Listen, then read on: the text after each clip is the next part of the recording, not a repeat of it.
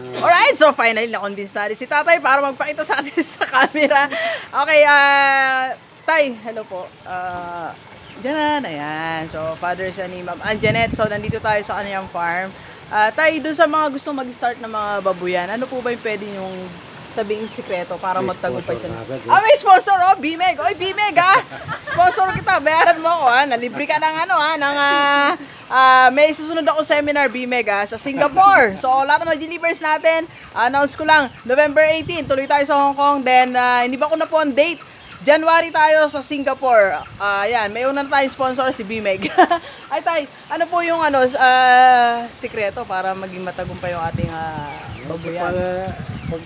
Tsaga lang ng pag-aalaga. Okay. Sipag, tsaga, pasensya. Yung sipag po, ibig sabihin, maaga magising, no? Anong oras po kayo Alas stress ng madaling araw. Alas stress? Gising na po kayo noon? Kasi sa tilawak lang ng manok, nagigising na ako. Okay, alarm clock na. Tapos pupunta na po kayo dito maya-maya. Sino mamamalaki muna ako noon? Okay. So, mamalengke.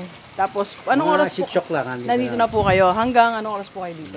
6:30. Tapos, babalik po kayo sa bahay para magluto ng almusal ni Anjanet. Hindi po. Tapos, pagdating nyo po dito, babalik kayo ng hapon. Before lunch. Babalik ulit kayo.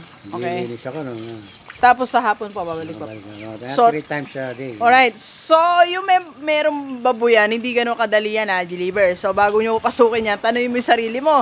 Kaya mo ba talaga na magpunta dyan kung hindi ka kung wala ka mag-aalaga, no? Tayo, iba naman kasi may... Hirap yung nagpapalaga, yung mag-aalaga. Yung magmamalasakit. Sige po, mamaya, i-discuss natin yan. So, yung pasensya naman tayo, bakit kailangan meron kang pasensya po? Kasi sa dami nila, ganon. Kaya ulit-ulit mong nililinis, dumudumi, gano'n. Pag nalinis mo yung isa, habol pa yung isa. Makikita, meron na naman dumi. Okay, sige. Mabalikan mo na naman.